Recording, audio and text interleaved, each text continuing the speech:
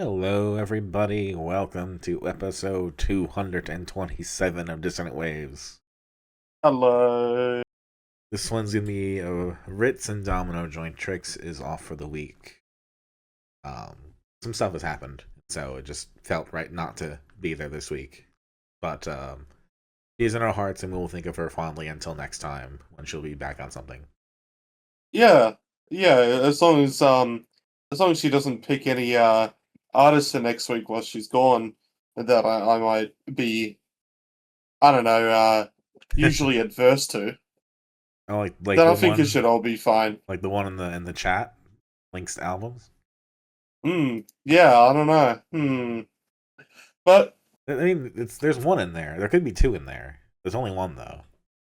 for this week, she picked Angine de Poitrine, and it's been such a busy week that I feel like I really haven't given this the proper go because I haven't actually listened to the original Angine de Poitrine thing released at that.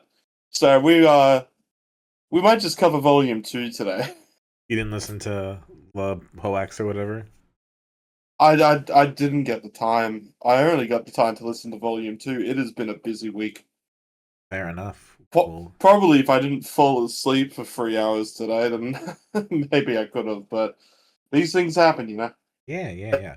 I mean, and I know that she'd want to be here to mainly discuss these things, and so I think it'll be a situation where we kind of give our basic thoughts about Volume 2, and then leave the Yeah, rest of the probably. conversation for next time.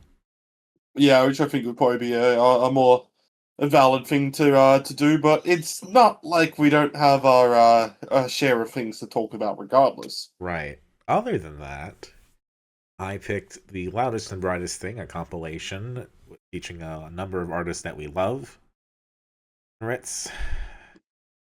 I picked two things. Yeah. I picked mellowing with Some Things Can't Be Unsaid. Yeah. And probably the big one I picked Results May Vary by Limp Bizkit because I just hated everyone. Yes, you did. And I don't know how to feel about you this week. It's fine. It's fine. I mean, shall we get started with Results May Vary? Let's like rip the band-aid off, I guess. I mean, I feel like we could talk about the day that I've had, or we could start there. You know what? Let's talk about the day that you've had, and let's get into Limp Bizkit. Yeah. I mean, talking about Limp Bizkit is so important in 2026. But I made the late decision this last week to go to the latest Your Arms Are My Cocoon show. Yep. It was the first Porcelain Heart show. Dead Butterflies was there. Stomach Book was there. It was at a venue that I'd never been to before called Chop Shop. I don't think anyone had been there before, so it was the first time for us. And it ended with us getting kicked out, like everybody. So it went super well. Was it due to like curfew or? So let's see. Porcelain Hearts went fine. No issues with staffing or crowd there. And then Dead Butterflies, people were starting to mosh and do some like stage diving, and the security just was not having it at all. Like, someone stage dove, they like picked that motherfucker up and carried them. They were like pushing them out of the venue, out the front door. So I'm looking at this venue just online. You said Chop Shop, I believe. Chop Shop Chicago, yeah. Yeah. So it's like a converted Chop Shop into a restaurant. Well, the restaurant's kind of like a facade, really. Like, it's there, but like the main attraction is like the venue behind it. Well, I mean, it's not really a facade. It's got a menu and everything. Well, but yeah, I get what you mean. I get what you mean.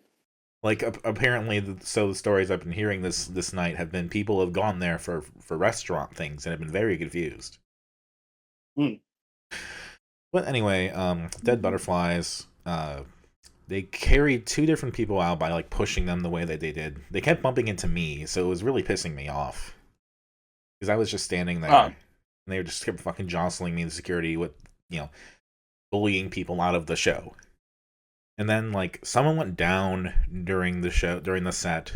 and they got him back up. It was fine, but they went on stage, security guard made the whole set stop, and they did the thing they had to do, which is make sure the person was okay, which was great. But when Yeah. you push somebody out, you're already pissing people off, and then you stop the show. It's not a really good look if you're not explaining what's going on. Dead Butterflies took the opportunity to try to explain, and things proceeded as normal. But it still ended with the second person getting kicked out, so not great. Yeah. Stomach Book was fine. Stomach Book had a fantastic set. I think it was better than the Ginger Bee set even. It was a really good mix of stuff. Then Your Arms came out, and they were the big closer, and it just progressively got worse. Like, people were still upset about what happened before, and Tyler was like trying to like calm people down and be like, hey, security, appreciate what you do. Let's make sure we're all safe. I want everyone to have fun. And then right after that, someone dove off the stage on the next set, and the security guard like caught them and then dragged them out of the venue upside down by the legs. Oh god. Like, fucked, right? Yeah, not the way to do it. Like, I tried to take pictures of it as best as I could. I can like show you those. But That's. I'll let you continue on the story, but that definitely doesn't seem like the way to do that.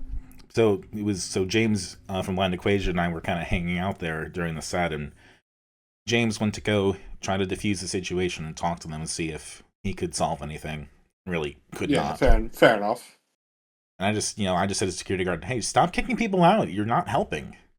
And he got in my face like, "You want to be kicked out too? You want to be kicked out too?"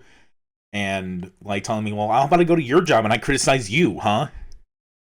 And the other guy was talking to me like, "Hey, that guy was kicking people. We gotta kick him out. They're kicking people." I'm like, "Sure, man. Sure, whatever." So, people were getting a little pissed off. The set stopped, and like there was kind of a back and forth about like people stage diving or doing whatever. Some of the guards were on stage. It was not a fun time, but even Tyler was like, "I don't really know what to do here." But they continued on. They played like 2 or 3 more songs. People were generally more quiet for a while. Like, Tyler basically said, "We just won't dance, I guess."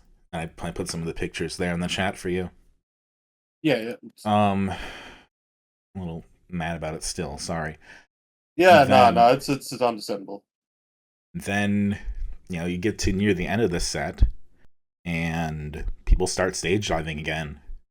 And literally the whole team of security guards gets on stage. Like, the manager, security guards, everybody.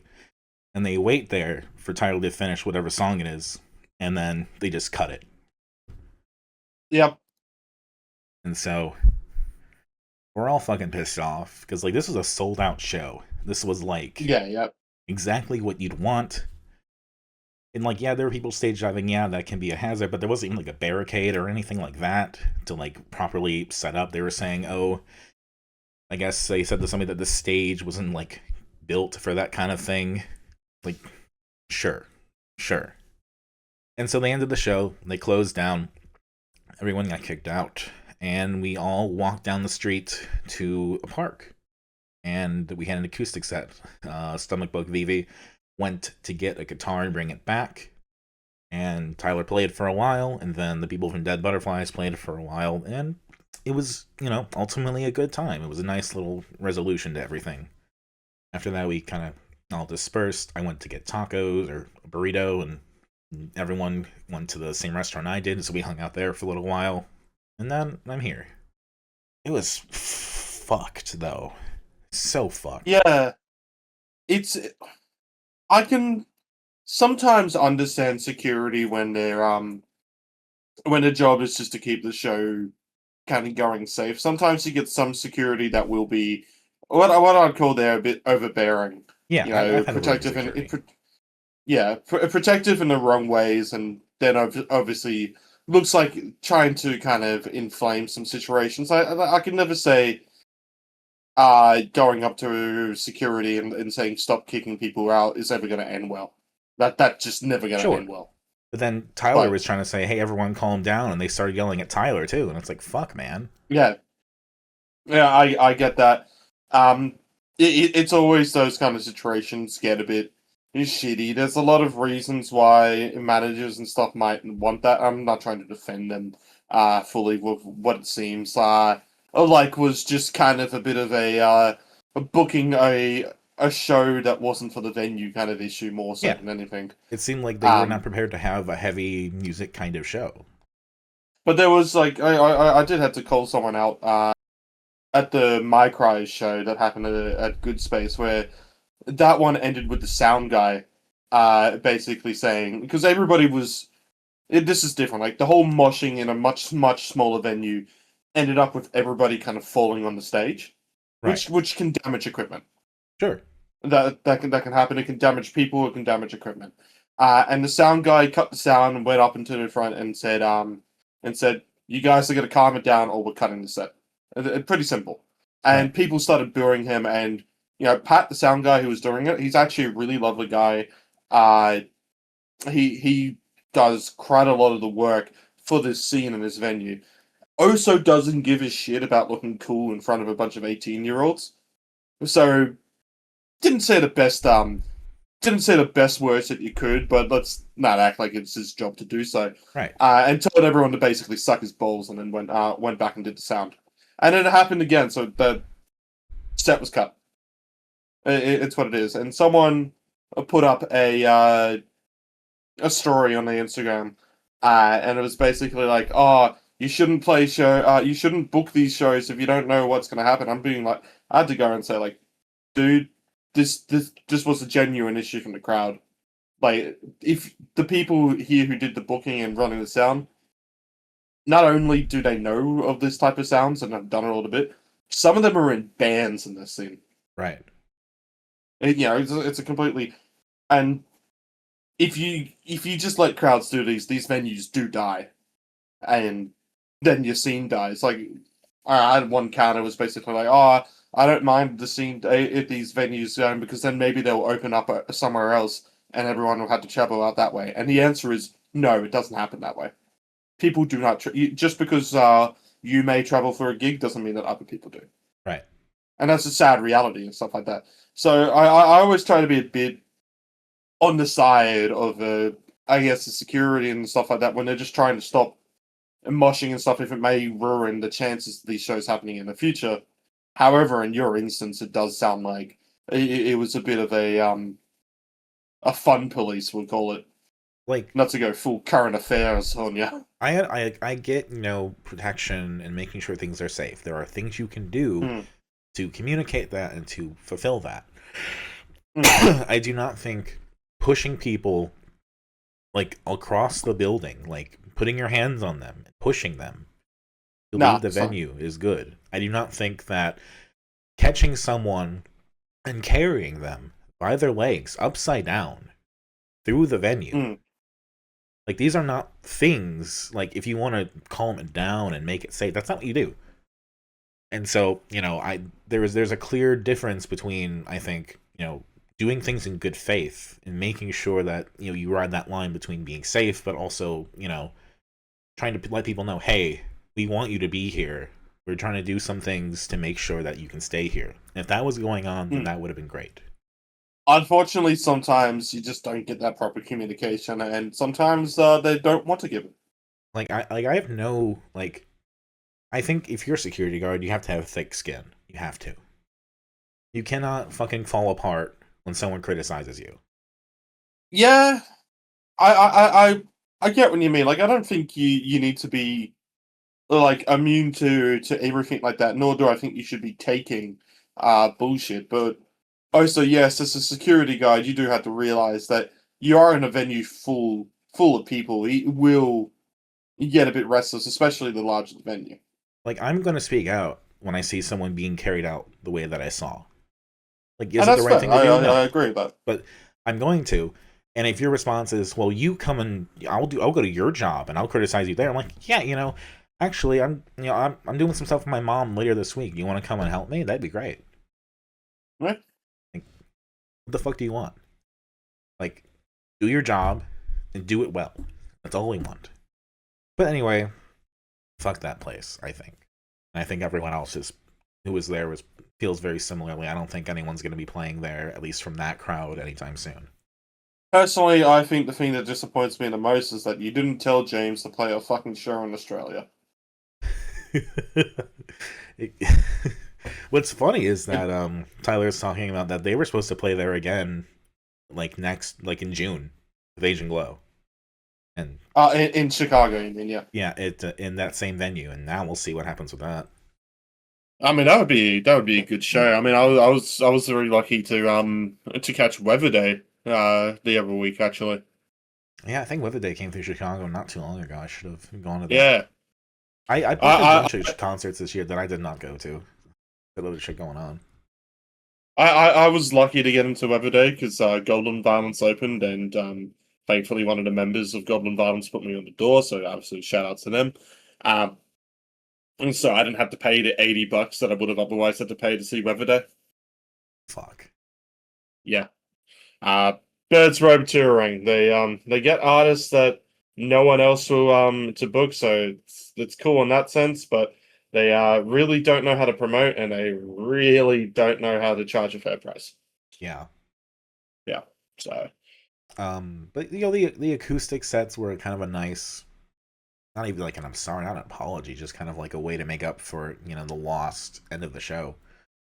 I'm happy you got to see Dead Butterflies as well, because that's an act that I've been wanting to see. Obviously, they haven't come down to Australia, and I've just never brought them on the podcast, but I have known of them for a bit. I think my friend from Brisbane actually introduced me to them. Hell yeah. I was impressed. Yeah. I honestly, like, when that shit started happening, I kind of, like, shut down a little bit, like, from the music. I was not in it for a little bit there.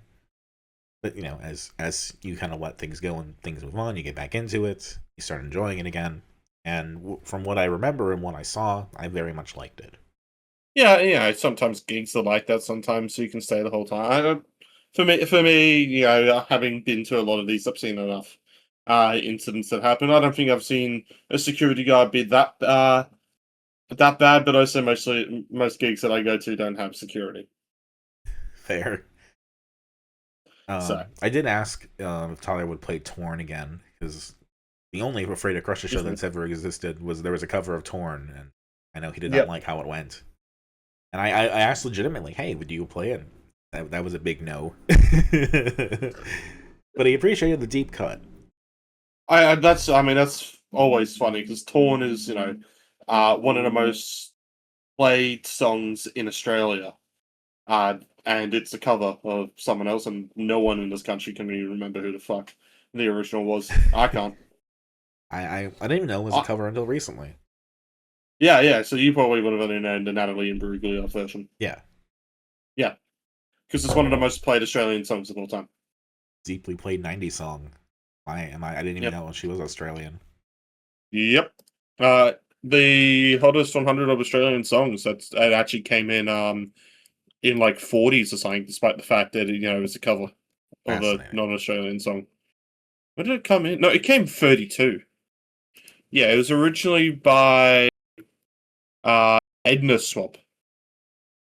Okay. Yeah, yeah, sure. An alternative rock, post-grunge, noise rock, alternative metal band, apparently. I would love to hear a metal cover of Torn. It's not a metal cover, it's the original. That's the joke. But anyway. That's that. But it seemed like the right time to go, because we were doing the loudest and brightest thing, which has Stomach Book on it. Yeah. So we could and Weather Day. And Weather Day. Do you want to start with the loudest and brightest thing? Do you? Your choice. It seemed like the right segue, but we can shift over if you do not want to. I don't care. Let's go on to the loudest and brightest thing, huh? All right. Compilation released last year honoring the life of Ruby Jules, a trans woman who died a couple years ago. I'm not entirely sure the whole story with that, but she was a sound mixer and someone in the community, like the DIY scene, that was very much beloved, who worked with like Carter C and some other acts, and had some artist projects out there herself.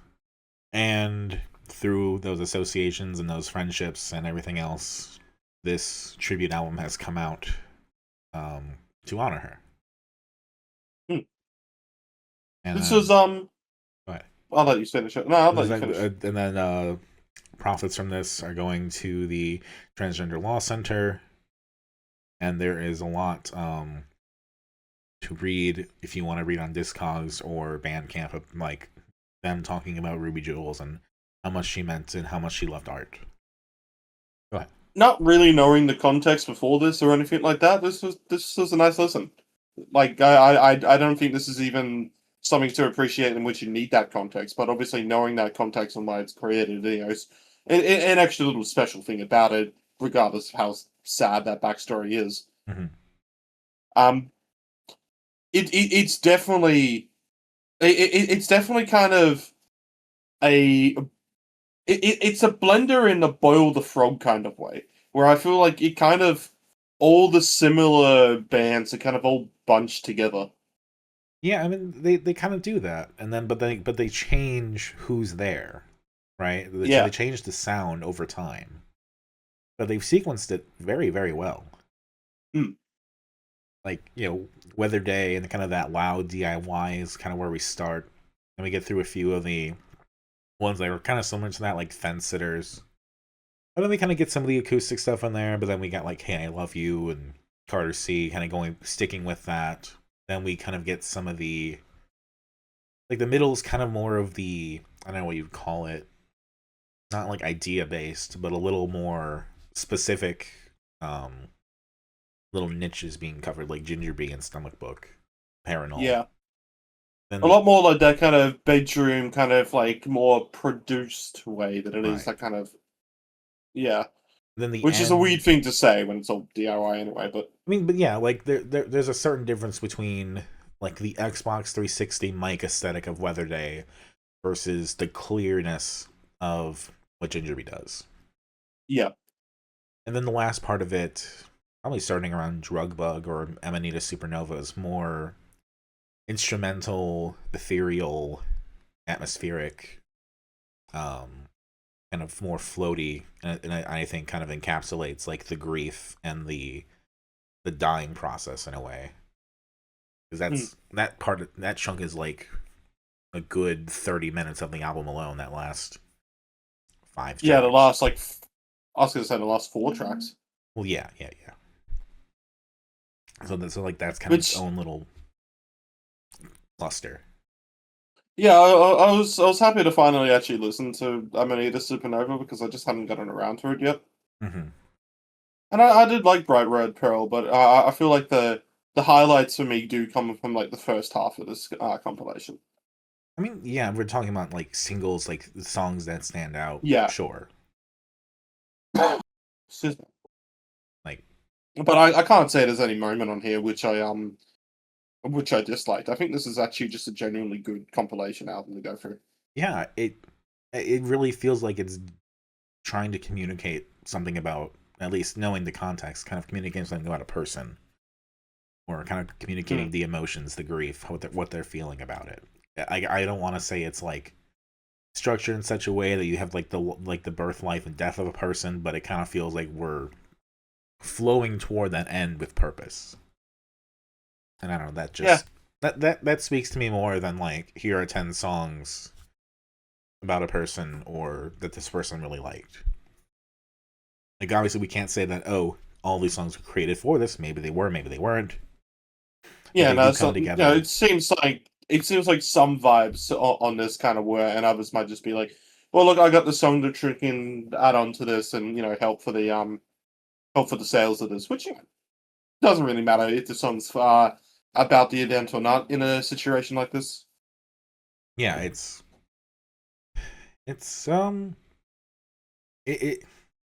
really matter what the intentions are. It's more how the pieces of it come together in the end.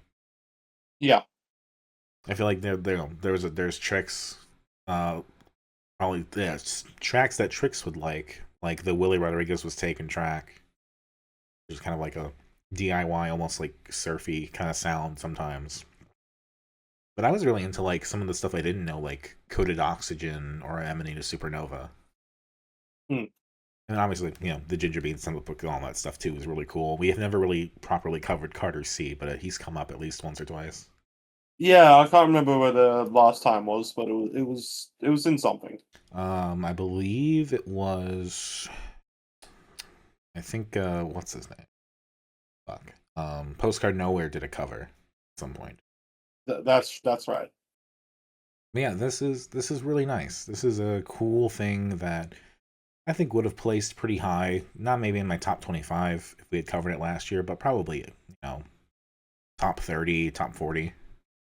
I feel like there might have been some more playlist additions from this. That being said, I feel like some of the artists on here did do well, they had actual proper releases that year, which would have more dominated my playlist. Yeah. Also like Weather Day and But Stomach Book, even though neither of them made my 100. I have come around to some of the songs off the last Weather Day album a lot more, but I still think it is a bit of a bloated album. it is definitely bloated, but I just like it so much more than Come In. Yeah, I think I like the songs of Hornet Disaster more than I do of Coming. It just, you just kind of needed to call it back a little bit. You've pushed forward so much. Maybe you went a little bit too far. That's all. Yeah. And if Yarn is like a B cut from that, I wish that was on the album. That was really good. Yeah. Like, it's a really But cute Tiara, song. went off live. Yeah. Like I don't think Weather Days like got that same kind of style that Your Arms did, where it's like, oh, it's conceptual in the studio, but the live version is really where you get to see the song shine. I think it's kind of the same. Stomach Book is But very much the same. Well, there's the harmonica, yes. yeah. But other than that, it really felt tonight like a lot of those songs were things I was hearing, or if they were doing something special with it, they were like trying something specific, like opening the pit up or something. Mm. Favorites for me of this one. I'm not going to give a least favorite because I don't have one. I did like Concrete and Cavity, the Ginger Bean Stomach Book songs. It might be a bit of the carrot to me to go with artists that I kind of like already to say are my favorites, but Sure. they kind of were my favorites on this. I did like that Crab Ragoon song there as well. That's like just before it. Yeah. Kind of sneaks by because it's pretty short. Yeah. I like Yarn. I like Concrete and Cavity. I also really like it's weird to say that I like the last part of the album because I don't know, like driving at night listening to this, A was very perfect because I was really able to feel the emotion, but B, listening to the deeply atmospheric stuff gets really creepy when you're driving at night. I don't know. But made me feel stuff, so I like that. That was cool. But yeah, it's the Yarn, Ginger Beast, Stomach Book, Coded Oxygen even that I think were my favorite parts overall. But not a bad track here. All right. So we rip the Band-Aid off. Um, I want to rip the Band-Aid off. let's talk about Limp Bizkit, I guess. Step right up, everyone. Whether you're good or bad, happy or sad, whether you're an emotional wreck or a blissful speck in this black hole of an existence we call life. Step right up and witness something you will soon to be never forget. Feast your eyes on the most ferocity, soothing ways of sonic communication to ever be created. Built for What you by is the master. it? Hey, it's Limp Bizkit. No, it's Limp Bizkit.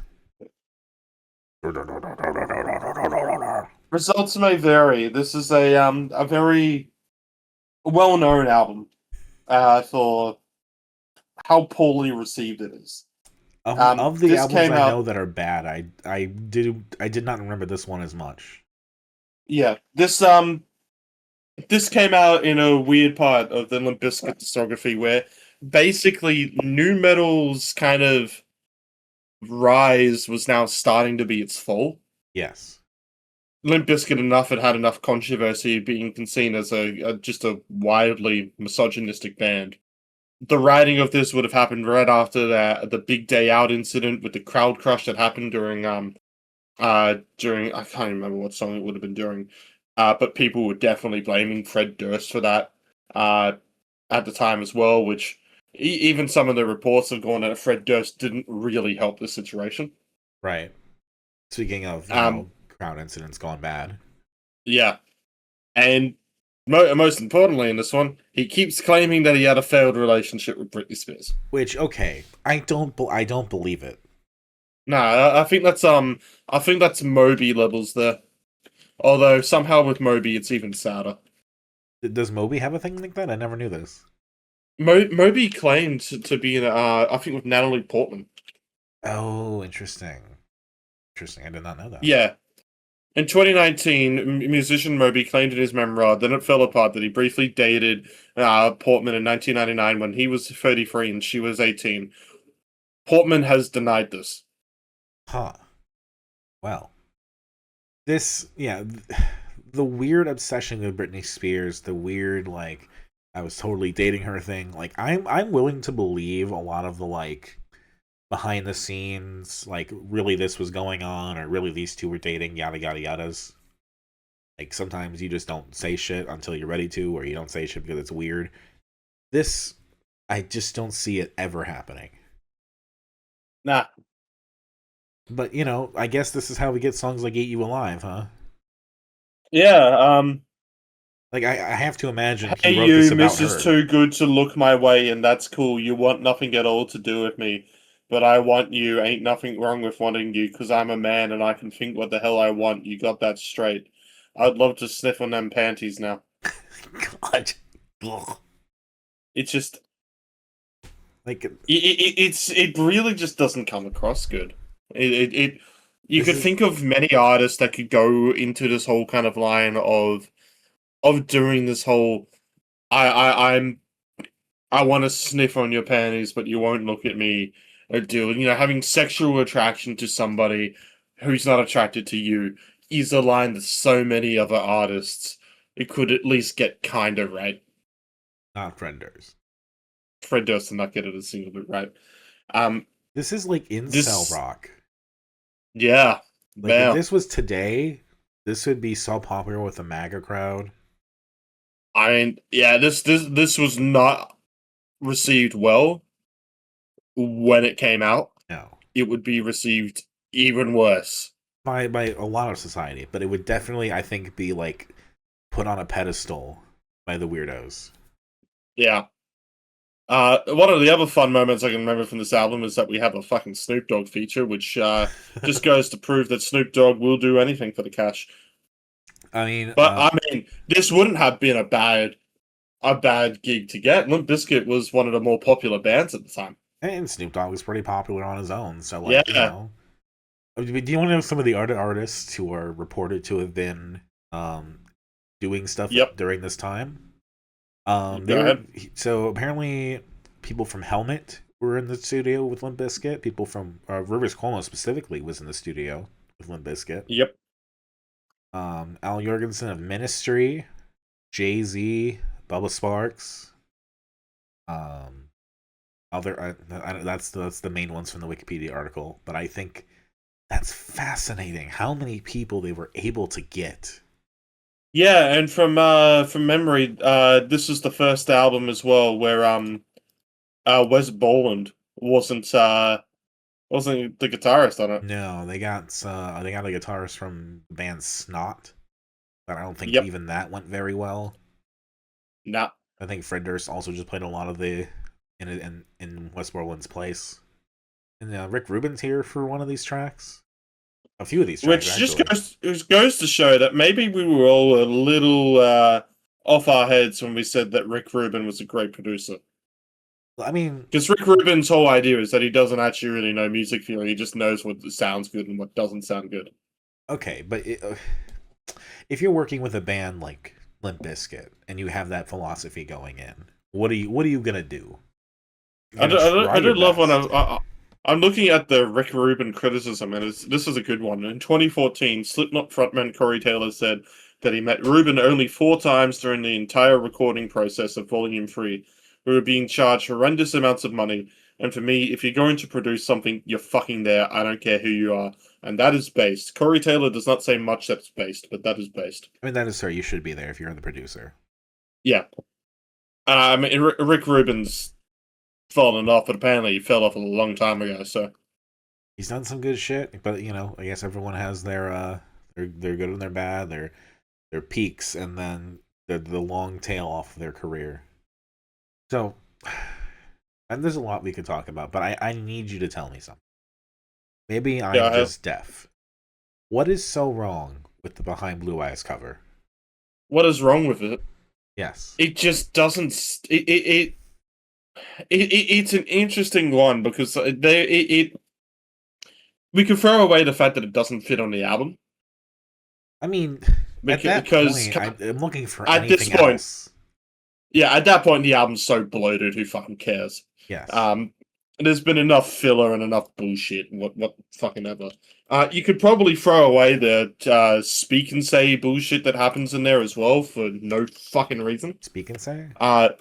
Yeah, there's a blue. It's like they got like this, the type and like the text to speech shit that happens in it. Oh right, yeah. Yeah, which is it's. I just Which it just goes discover LIMP, which is just limp. Oh, that's what it was saying. I didn't even realize that's what it was saying. It's Yeah. very stupid. But I mean, okay.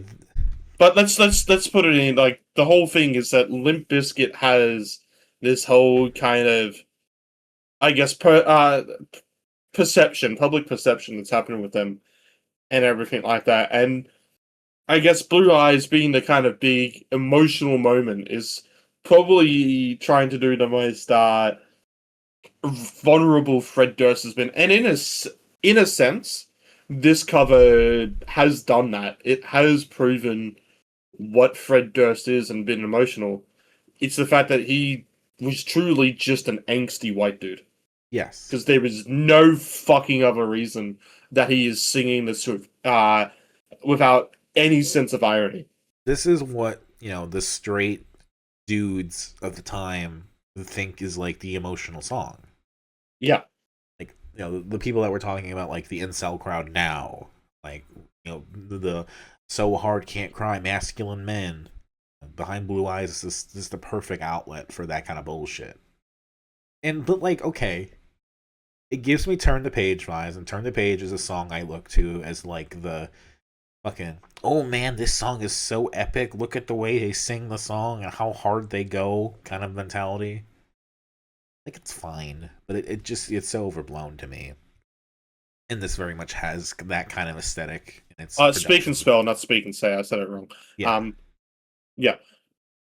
But like, it's just such a, at this point, they're probably, if this was another project, if this was another band or something, maybe you can get away with it.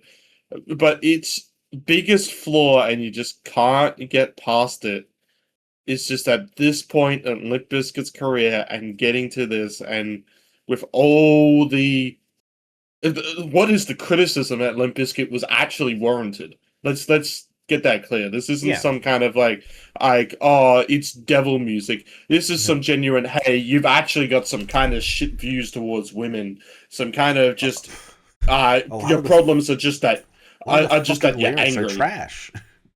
Yeah. And this is the kind of like moment that goes, no one knows what it's like to be mistreated. And you just go to Fred Durst, and all I can think when I hear this song is, genuinely, dude, this might have been the most wanker thing you could have done.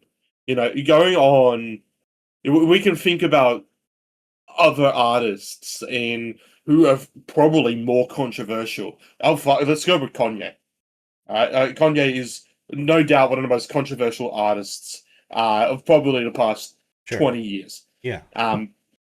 And we'll go with my own Dark Twisted Fantasy. Yeah. And that is probably the biggest counter. Now, I don't want to really platform Kanye because Kanye has gone full Nazi and everything, and fuck him. Yeah. But that is a true moment in the public perception of Kanye at that moment was, you are a giant douchebag. So Kanye put out an album that was him being emotionally vulnerable by going, yes, I am a giant douchebag, and doubling down on it. No one called him a wanker for that album. They might have called him a pretentious douchebag still. Right. Wasn't called a wanker. Wasn't called a liar. If you look at a song like Build a Bridge, right? The first verse is build a bridge to your mind, takes me there every time. Lay it all on the line. There's a way. Build a bridge, make a path, overlook the aftermath. Make my tears be Oh your yeah, bath. There's a way. that song's fucking dog shit. So in that kind of context, where so much of this album has been that, there's a couple moments I think are fine, like the one that starts him talking about being like what he was like as a little boy. Like that was at least a writing exercise that was memorable. But by this point, I, go ahead.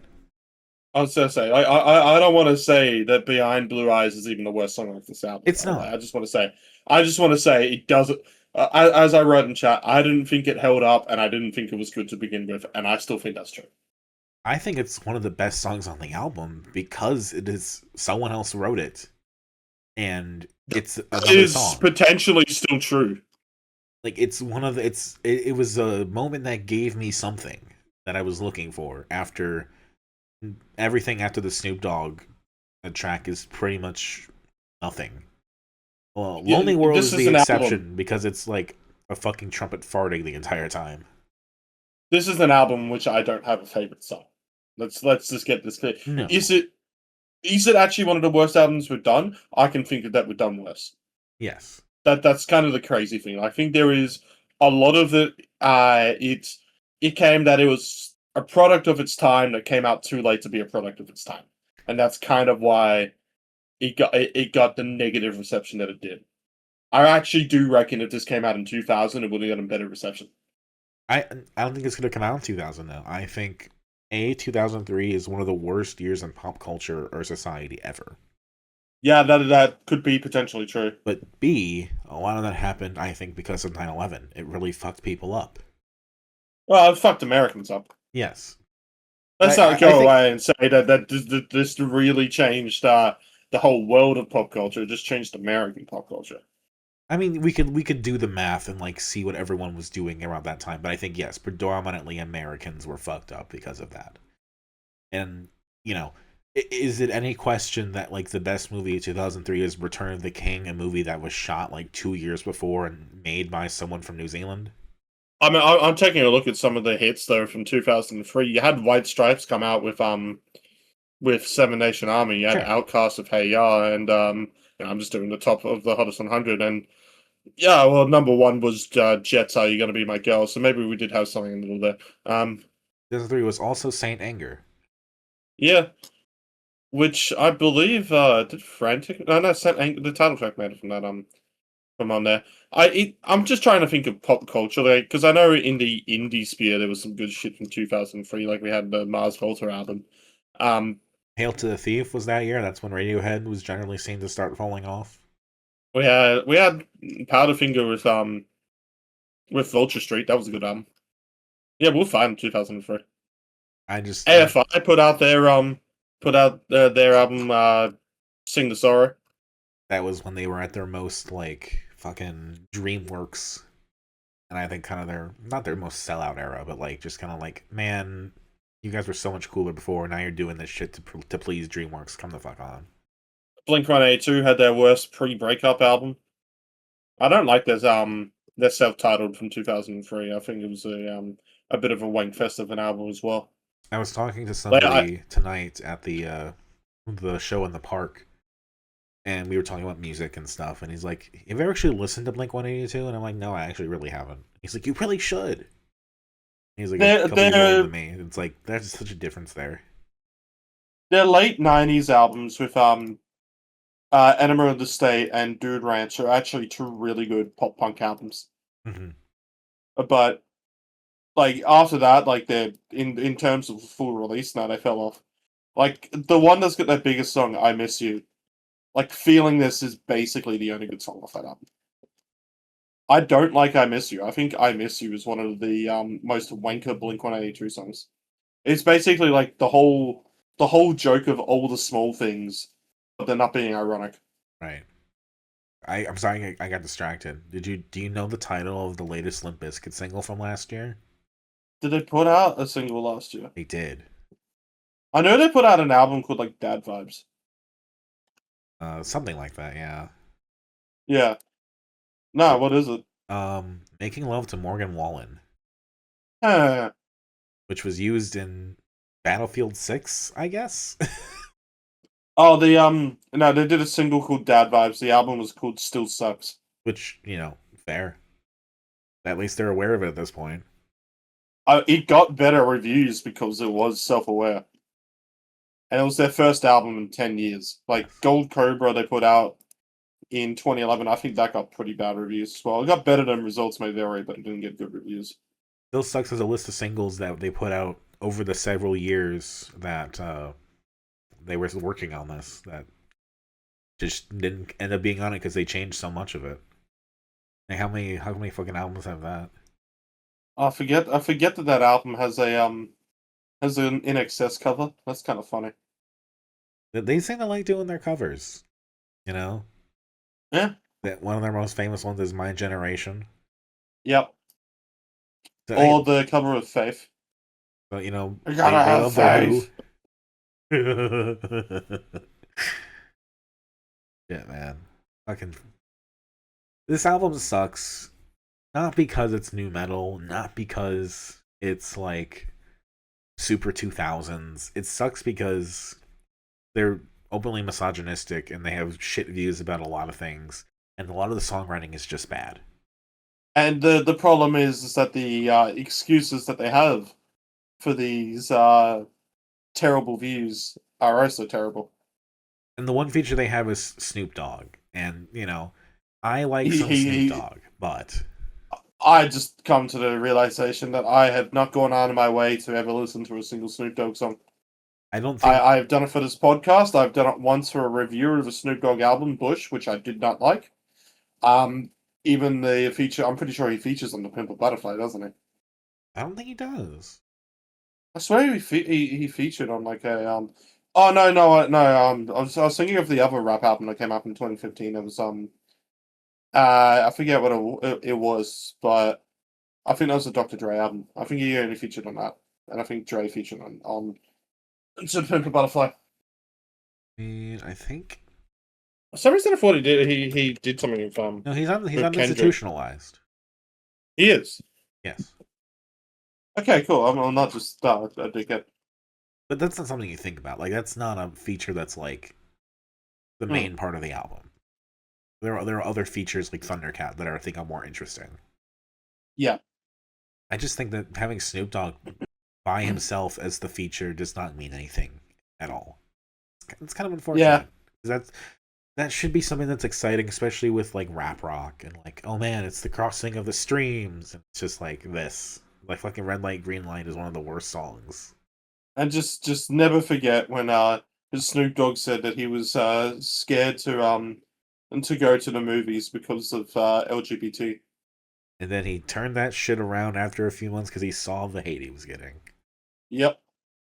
And for some reason, Donald Trump is his who he has nothing but love and respect for. Of course. I have a feeling that Snoop Dogg doesn't actually know anything about politics and just tries to go for whatever gets him money. And I don't think this is the take that only I have. I don't think that's much of a shock, really. I mean, he calls Fred Durst his nephew on the track. How much money do you have to pay to get that kind of recognition or cred? It's too much for me. Okay, he'll be on. If you give him $1,000, he'll be on the track. If you give him $1,500, he'll say nice things about you. This is not a good album. I was hoping that maybe, just maybe, there would be something nice to say about it. But this really was a period of time that we can just leave. I mean, the thing that's interesting. There are other moments of Limp Bizkit that you can go back to if you really need to go back to Limp Bizkit. Like the thing that's interesting is this is also clearly them trying to move on from like the rap rock and stuff they were most known for. But yet they didn't. Right, and again, I cannot it's still honest. I cannot express enough how much the backing instrumentation of Lonely World made me fucking be like, are you fucking serious? Is this what we're doing for a jazz influence? It's just this fucking farting trumpet the entire time? Mm. It stands out for bad reasons. Least favorites. Let's just get out of this. I don't like Behind Blue Eyes as a cover. But yeah, Red Light, Green Light is fucking worse. In fact, I would say Red Light, Green Light is probably my least favorite of this whole thing. If I actually did have to give a favorite, the whole kind of funny nature of this is, despite how shocking of a song "Eat You Alive" is, it is probably actually the best track on this album. It is the most developed. It is the most interesting. Yes. Yeah, and it still sucks. Yes. I think Almost Over has some interesting lyric writing, especially from this perspective as we now have known it and have explored it throughout this album. It's not the best written thing in the world, but it has a writing exercise in it that I think was at least fruitful for something. So that's the nicest thing I can say about it. You Live Again is the most developed track. And I think the Behind Blue Eyes cover is fine. It's not great, but it's fine because it's the song, and the song is not like super amazing either. True. Least favorite, I mean, gosh, Lonely World, Drown, Give Me the Mic, a lot of them. Red Light, Green Light is just stupid. All right. Well, we've only got 2 more things to do. Let's today. talk about Angine de Poitrine real quick. Yeah. So Trix, we'll probably get onto this more next week, which you will find out next week. Right. Because this won't be released by next week. Angine de Poitrine, nice little microtonal enduro from France, I believe. They're from Quebec, Canada. Quebec, Canada. Yes. Sorry, I got the French nature right, but the location wrong. Right. I thought the same thing as you until I found the other project that they had before where they listed that they were in Quebec, and I'm like, oh, interesting. Yes. And this is a mostly kind of instrumental, kind of housey, math rocky, a little album. It's definitely gotten quite a lot of rave reviews. Actually, whilst I was on the car from Wollongong to Sutherland yesterday, good old mate DJ and his brother had this on in the car, so I didn't even need to listen to it on the way home. That was kind of cool. Yeah. And this is one of those releases in which I can't really tell you. I haven't spent enough time with it, and I need to spend more time with it to tell you more. Sure. Other than just, I enjoyed this. This is a really good album. I mean, what I will say now is that I get it more than I did in Volume 1. Even like listening to this for the first time, I was not understanding it. I was not in it. Then I listened again, and I watched the other stuff that Trix wanted us to watch. And it clicked a little bit more. Which I hadn't gotten to yet, Right. So apologies on that, Trix. I'll get onto that next week. Like, they're really playing up the whole we're aliens, yada yada yada kind of thing. Yeah, the first French people, French-speaking people to do that, huh? It's like, okay, you're French. Are you a French duo? Are you a French duo who wears costume? Like, yep. What is the thing here? Like Daft Punk into Justice into this, and probably 10 others I don't know about right now. I don't know what that thing is, but that thing seems to get him 8 out of 10 reviews on Pitchfork, so I don't blame him.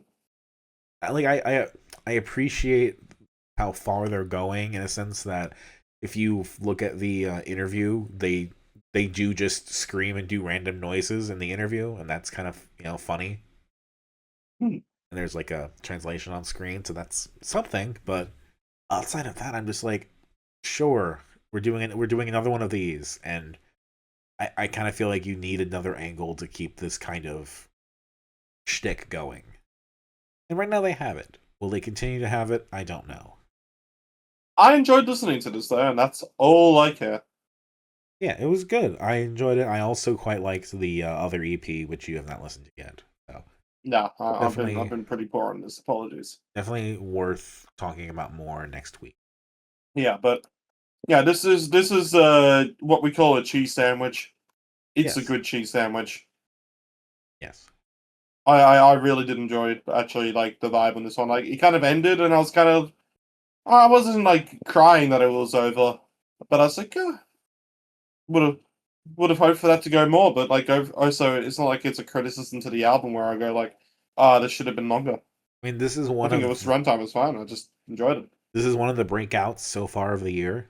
So this is Yep. that's something to keep in mind as far as like pop culture and interest in music goes. Like the KEXP concert has like 12 million views right now or something. Mm. People have fucking seen it. Cheese sandwich for favorites and least favorites. Yeah, we'll talk about it more next week, but I'll just agree with you Yep. now. All right. Which brings us on to our last of this week. It's a shorter episode. Mellowing, Some Things Can't Be Unsaid. Yeah. This is a quick, easy one that I picked because I saw this band randomly when I was stuck down in Melbourne. This is a cute That's little the album. intro. Yeah, I like when artists decide that no, we don't need to make every song the kind of same. We can just go like, oh, let's just do instrumentals for the sake of it. Yeah, this is an EP turned into an album, Yeah. basically because of those instrumental songs. But it's cool. They just did it and it works. It flows fine. And sometimes the songs kind of stop and start a little bit. So it's like, where do things end? Where do things begin? Well, who knows? Who cares? It's definitely like this is a case of like, does it feel absolutely tight, absolutely perfect?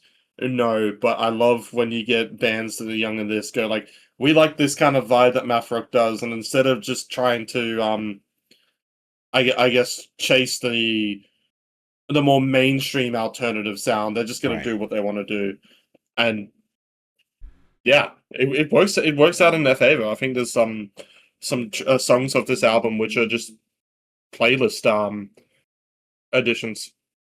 This is the kind of album that's like, it's kind of unfiltered. It's kind of like grain Yeah. that's not been finally processed yet. Yeah, I'd agree, but it's also like just because it's not finally processed doesn't mean it's still not good. No, I'm not saying. I'm just saying like Yeah, it's yeah. got that roughness. It's not perfect. It's got a little. It feels a little misshapen, a little uneven, but it's good for doing all of that, and it still works. Yeah. I had an interesting thought, like when I was at the show tonight, like looking at the crowd because it was an all ages show, also. So like they were like teenagers there with their parents and stuff, and like Yeah. this is the fucking emo scene for a good amount of people. Like this is like what we had back then, but for them, like it's crazy to me. Like I'm so used to seeing like Machine Gun Kelly and all that be kind of like lifted up as the emo paragons of today, and it's like, no, there are kids out there, there are people that are experiencing. What are you on about? Olivia genuinely. Rodrigo saved emo. Well, that's what I'm saying. It's like we got shit like that being said. It's like, no, some people are really getting it. And I think a band like this is another great example of like, these people are locked in. They fucking know. Mm. I mean, to be fair, there is a song on here literally called Untitled Fight. Yeah. So, I just got it. Yeah, I was going to say, the influences are a little worn on the sleeve in this one. See, I didn't think about it because there's also a song called Wedding Riff. So I thought, oh, they're kind of naming it after like, oh, we're not entirely finished, but we're calling it what we were probably calling it in the middle of not having it finished. Yeah. So it's like, oh. And Wedding Riff's a really good opener. I like it. It feels kind of like very fuck aroundish of a song because the whole opening is just the riff and the drummer screaming, which I think is like the only time he actually sings on the album. It's illustrative of what their whole vibe is. Mm. And so I appreciate it for that. I'm guessing Babidi is maybe named after the Dragon Ball Z character. I don't know. Probably. Knowing the age of this band, I would be very surprised if it wasn't. So, a good variety of influences. Yeah, it's a true case of like sometimes you get an album which you can just go, okay, it is definitely inspired, but like not really its own thing. Like you could probably say in this album, its biggest flaw is that all the sounds that they've done on here have been done before. Sure. And nothing but they're doing also, is entirely super new. It's just working really well. But yeah, that's the thing, is that they're not just picking all of these sounds just because they think it will stick. They're picking it because they all want to do it, and you can tell because it translates. Yeah, they're planting into the performances. Yeah, sometimes bands just want to do the stuff that they like and not try and do anything different. And as long as you sound like you actually care, it will work out. And this band sounds like they actually care, so it works out. Yeah, absolutely. Yeah, it's as simple as that. Am I I like gonna... a song like an Untitled Fight. You should basically go, oh, you've just made an emo shoegaze title fight song. Oh, well, no, but it's good. It's a really fucking good song. Am I gonna like think about this at the end of the year necessarily? Not really, but it was really cool Might for think what of a it couple. was. Yeah, I don't think this would be my top albums of the year, but I think there'll be some songs that in my playlist throughout the year because it's just that kind of album. That's fair. That's fair. Keep it Yeah, listening. Maybe it'll stick with you at the end. We'll see. yeah. But knowing that it's a young band doing this, and thankfully seeing that the rest of the emo scene in this country is starting to finally kind of notice them, even if it's just very slowly. Yeah. Like I think Garage Sale was following them on Instagram, which I found was like, oh shit, someone finally told Benji to listen to them. Hell yeah. Yeah. Oh shit, Garage Sales actually changed their Instagram logo. It's happening, boys. It's happening. Get a new album, something. A single. I know they're doing a couple shows which I'm gonna miss because they're clashing, but what can you do? What can you do? I would have loved to have gone to that Blue-Tail Lounge show. Oh, That would have been cool. one more story from tonight. I was talking to that guy at the park because we were just chatting it up while we were waiting for everyone to show up, and he was asking about like, okay, so like, what's a weird pick? Like, what's your obscure underground pick or whatever that you want to talk about? And can you guess who I recommended? The Weird Underground, sorry. Yeah. Someone asked me me to like pick. to give me like the most obscure pick, the weirdest pick. So I said, well, you gotta check out "We'll Look Back at You and Love You Forever." Yeah, absolutely, yeah. So maybe I made another fan tonight. We'll see. Speaking of people that are definitely influenced by this scene and are young Hi and full Jude, of hi energy in Shelter. life. Hi Jude, hi Shelter. Yeah, favorites to me off this Wedding Riff, Oceans, Untitled Fight, and Mephisto. I think I pronounced that completely wrong. If I've got to pick a least favorite, it would probably be something like Slowly. I like Wedding Riff. I like Menethizo. I'll probably say my least favorites: Fear Imposing and Port Fairy. All right, and if that we go into the rankings, so let's just get it out of the way. Results may vary. You're at the bottom. Yeah.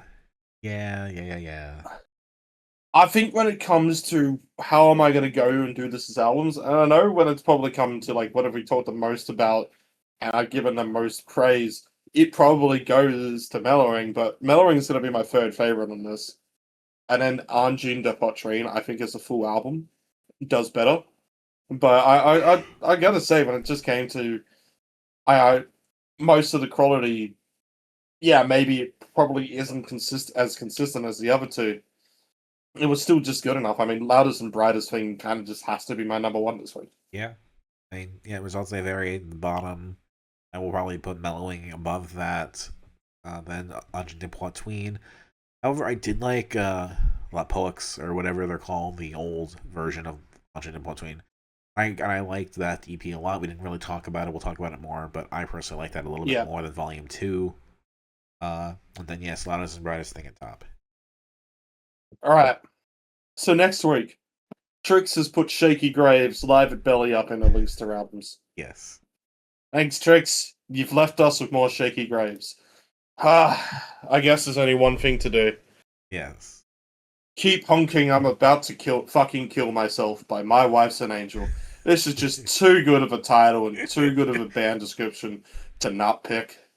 I haven't listened to a single bit of this yet. I don't know what it would sound like. You should pick the other thing just to really drive it home. Pick the other thing. Yes, the only thing that Trix has threatened.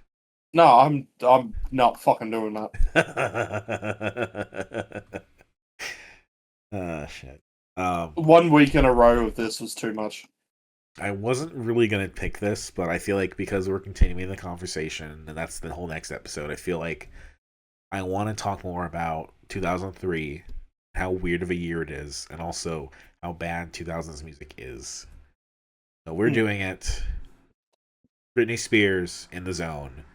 Because if we're going to talk about Results May Vary and Fred Durst dating Britney Spears, we got to talk about the album that Britney Spears was working on at the same time. Yep. If we're going to talk about that, we also got to talk about Kevin Federline's Playing with Fire, which is also one of the worst reviewed albums on Metacritic, along with Results May Vary. And it's very weird that two people purportedly in a relationship with Britney Spears are in the worst albums ever on Metacritic. One she To was be married fair, to, one she was maybe dating, probably not. if you could say somebody if somebody whose love interest, we'll just say, even though it's a bit unfair to Britney to call Fred Durst a love interest, had put out some of the worst albums of all times. I mean, there's to no shade of Britney, but I would probably guess her. Fair enough. Either that, or Madonna, and she features on this. So, like, yeah. Yeah, and then just because I saw them tonight, I want to throw Dead Butterflies an olive branch and cover their new single Thorns. Fair enough. And those are my picks. Those are your picks. You picked Keep Honking. I'm about to fucking kill myself, but my wife's an angel. Trix's pick Shaky Graves live with Belly Up. And I picked Britney Spears in the Zone, Kevin Federline's Playing with Fire, and the new Thorns single from Dead Butterflies. Now, the thing with this is that this is 2 weeks out, because next time on this show, you're probably going to see an interview. And that interview is with Kicked by a Hand. I'm just going to say it now. If I have to edit that for some reason, so be it, but probably not. Yep. So, what happens, happens. Yeah. So check out the interview coming up soon. And after that, we will be back with these albums and suches. That'll be it for Dissonant Waves this week. My name is Dominic. Hi, Manny. You can check me out editing this podcast. I have been riddling. You can catch me sleeping because I'm somehow so tired today. And we hope you have a wonderful time. Hello, Trix. We love you. We hope you're doing well. Bye-bye. Good night, everybody. Good night.